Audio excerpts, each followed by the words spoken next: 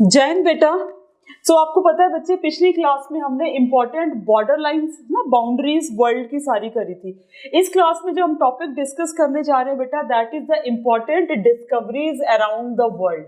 आपको पता ही है ये जितनी भी जियोग्राफिकल डिस्कवरीज है, ठीक है ना, कौन सी वाली डिस्कवरीज है? Geographical discoveries.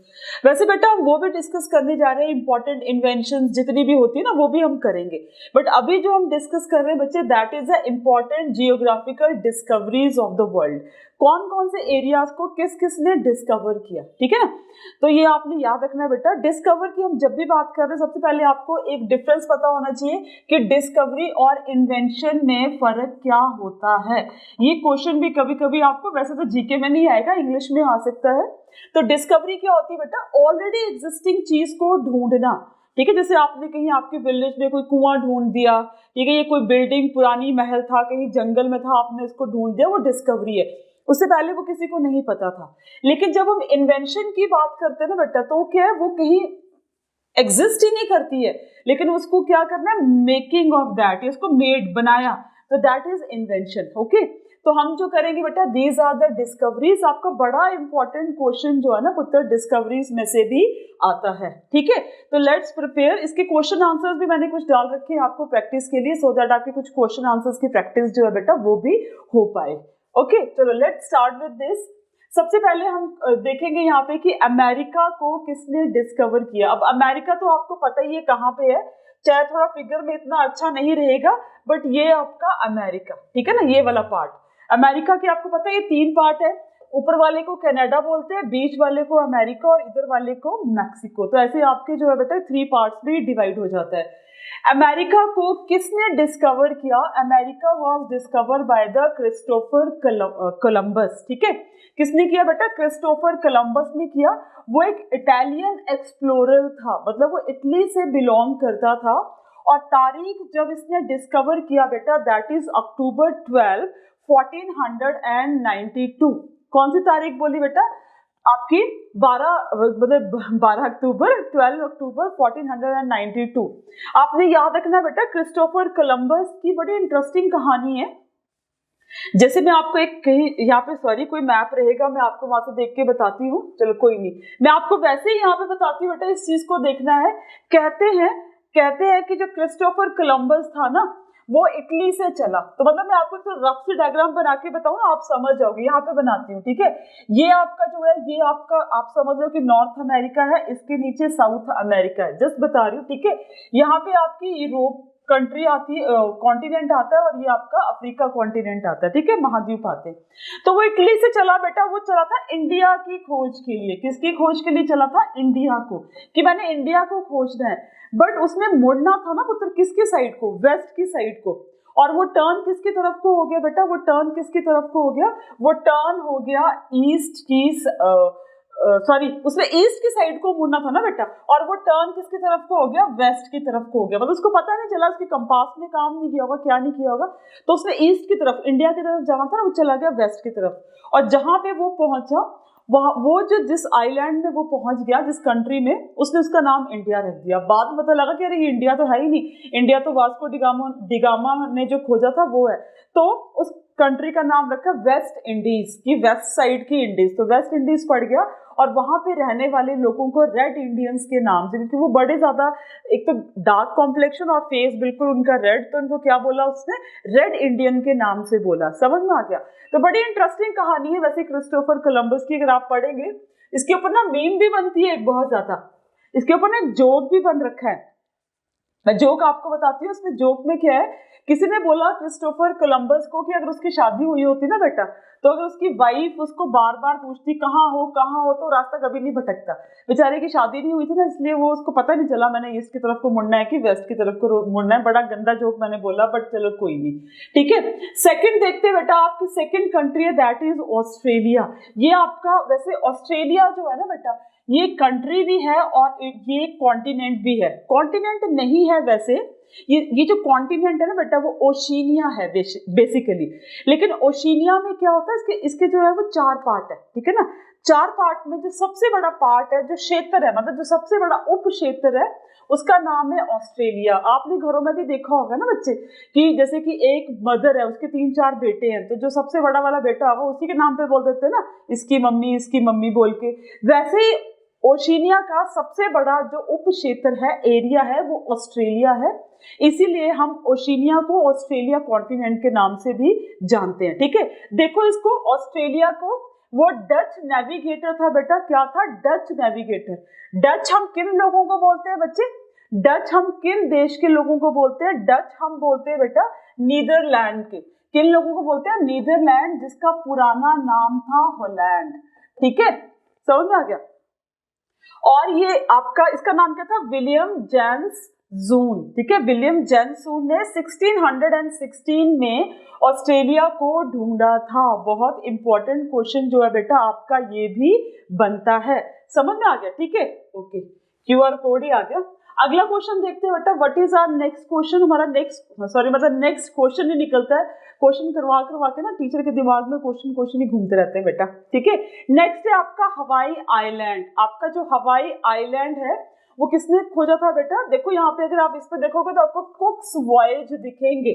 ठीक है, तो यहाँ पे देखना बेटा कि the first recorded European contact with the eastern coast line of Australia. ठीक है, जो ईस्टर्न कोस्ट लाइन है ये आपकी, इसकी पूरी वॉयज है। ये ऑस्ट्रेलिया दिख रहा है ना बेटा आपको, तो ये इसकी पूरी की पूरी क्या है बेटा? यात्रा है। यहीं पे आपका हवाईन आइलैंड है। ठीक है ना, पैसिफिक ओशन में। तो ये जो है बेटा आपका कुक्स voyage means that is actually founded by the James cook. किसने ढूंढा था बेटा इसको?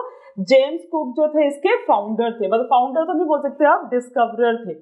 नेक्स्ट आपको आता है ब्राजील। अगला देश कौन सा है बेटा? ब्राजील। कौन सा है आपका? ब्राजील है।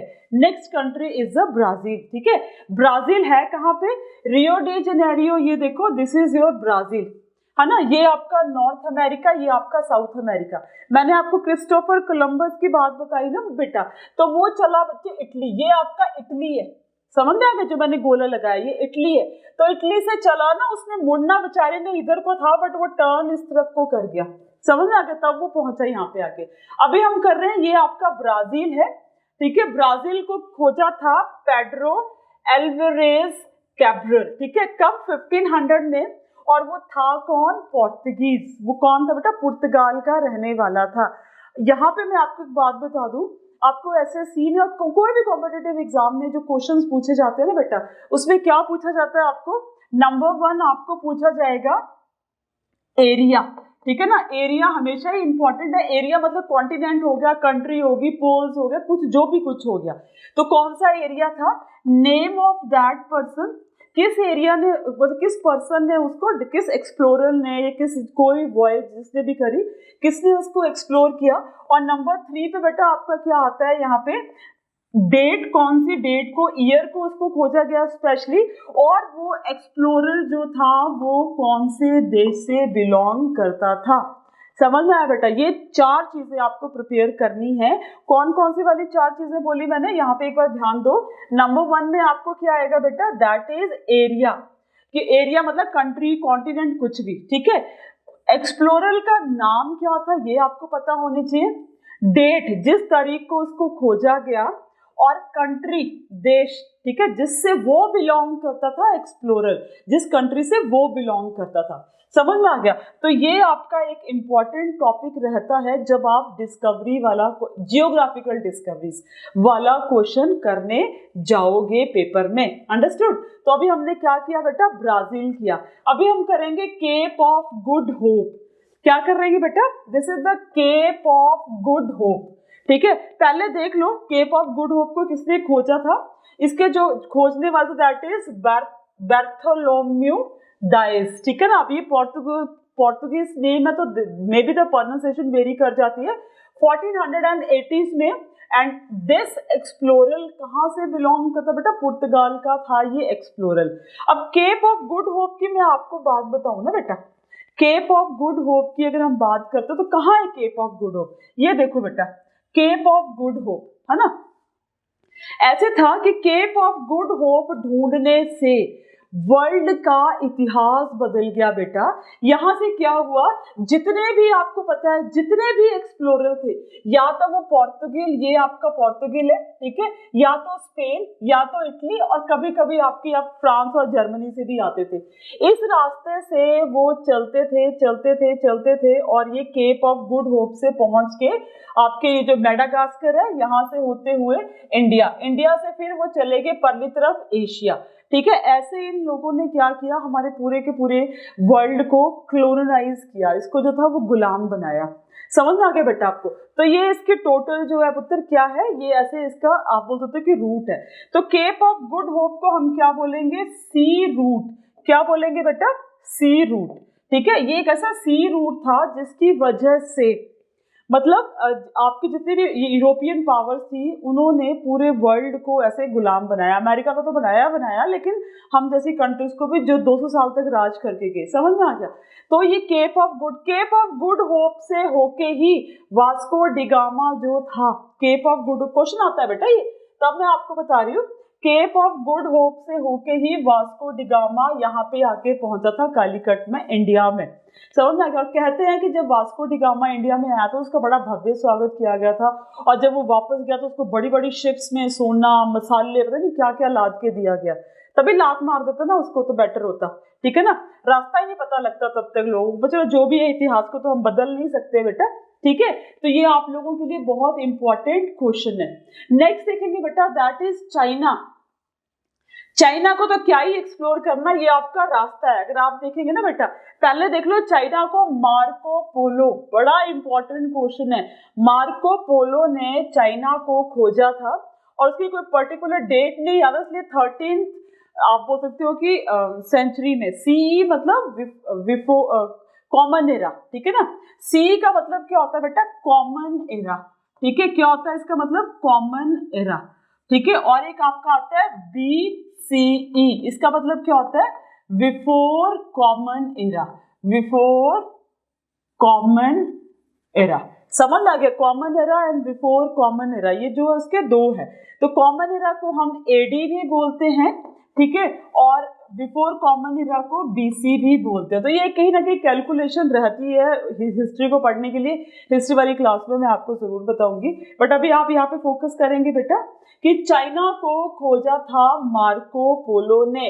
किसको खोजा था, मार्को पोलो ने। और एक बात आपको और बता दूं मैं, यहाँ पे चाइना से मार्को पोलो जो था, एक बड़ी बढ़िया चीज जो था वो इटली लेके, ये भी इटालियन था, क्या था, इटालियन था, ठीक है ना। ये एक बहुत अच्छी चीज लेके गया था यहाँ से, दैट इज प्रिंट कल्चर। क्या लेके गया था बेटा, प्रिंट कल्चर। चीजों को कैसे प्रिंट करना है, कैसे छापना है। तब ब्लॉक प्रिंटिंग हुआ करती थी। क्या हुआ करती थी बेटा, क्या हुआ करती थी, ब्लॉक प्रिंटिंग, ठीक है ना। ब्लॉक प्रिंटिंग मार्को पोलो जो था वो इटली से कहाँ लेके गया था, चाइना से इटली लेके गया था। फिर इटली से बाद में वो पूरे यूरोप में स्प्रेड हुई।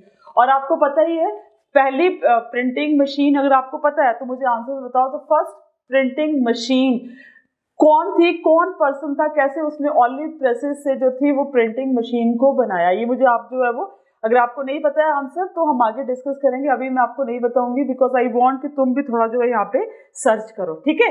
तो प्रिंटिंग जो है बेटा वो कहाँ से गई आपकी, चाइना से जापान में गई, चाइना से ही इटली में आई, इटली से यूरोप में गई। समझ में आ गया, ठीक है ना। तो इन दिस वे प्रिंटिंग जो थी वो पूरे वर्ल्ड में चाइना से ही गई। सिल्क चाइना से गया। आप रूट दे सकते हो बेटा। यहाँ पे एक चीज मैं आपको और बताना चाहती हूँ, that is about the silk route. 2 silk route थे। एक आप ये वाला सिल्क रूट देखो, इसी को चाइना अभी द्वारा डेवलप कर रहा है ना, रोड लिंक के कारण। आपने देखा होगा वो करंट अफेयर्स में कि रोड के थ्रू वो आपको पूरे वर्ल्ड को कनेक्ट कर रहा है। यही SOC में अभी रिसेंटली जो मीटिंग हुई थी उसमें भी बड़ा बवाल मचा था। इंडिया कभी भी चाइना का फेवर नहीं करता, क्योंकि जो रोड बना है ये POK से बना है। चाइना हमारे देश में कैसे रोड बना सकता है, ऐसे बड़े सारे इश्यूज हैं यहाँ पे।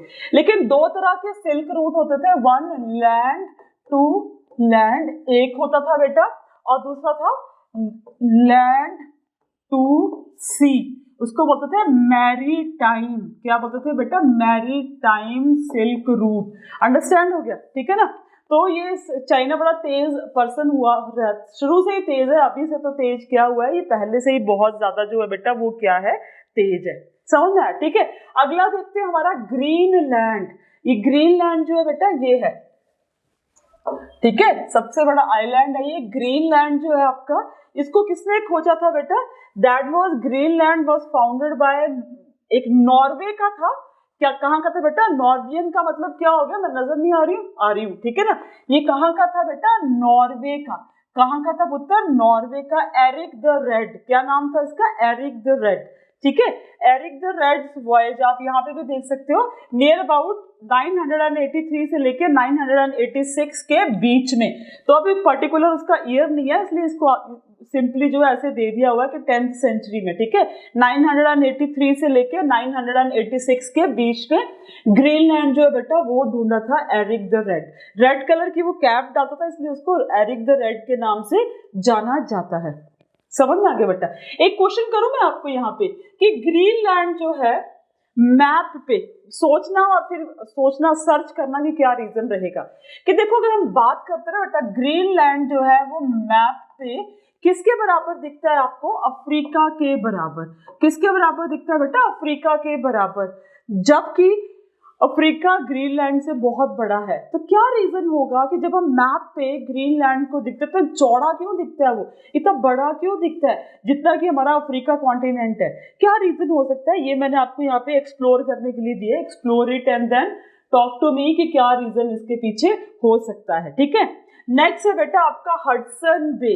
अगला कौन सा है बेटा? आपका हडसन बे, ठीक है ना। ये हडसन स्ट्रेट है, this is your Hudson Bay. ये आपका हडसन बे है, ठीक है। हेनरी हडसन ने हडसन बे को बेटा खोजा था। किसने?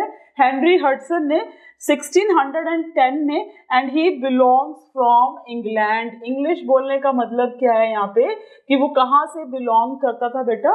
वो बिलोंग करता था इंग्लैंड से। कहाँ से बिलोंग करता था बच्चे? इंग्लैंड से। समझ में आ गया, ठीक है ना। तो हडसन बे जो था बच्चे, उन्होंने उसको डिस्कवर किया था।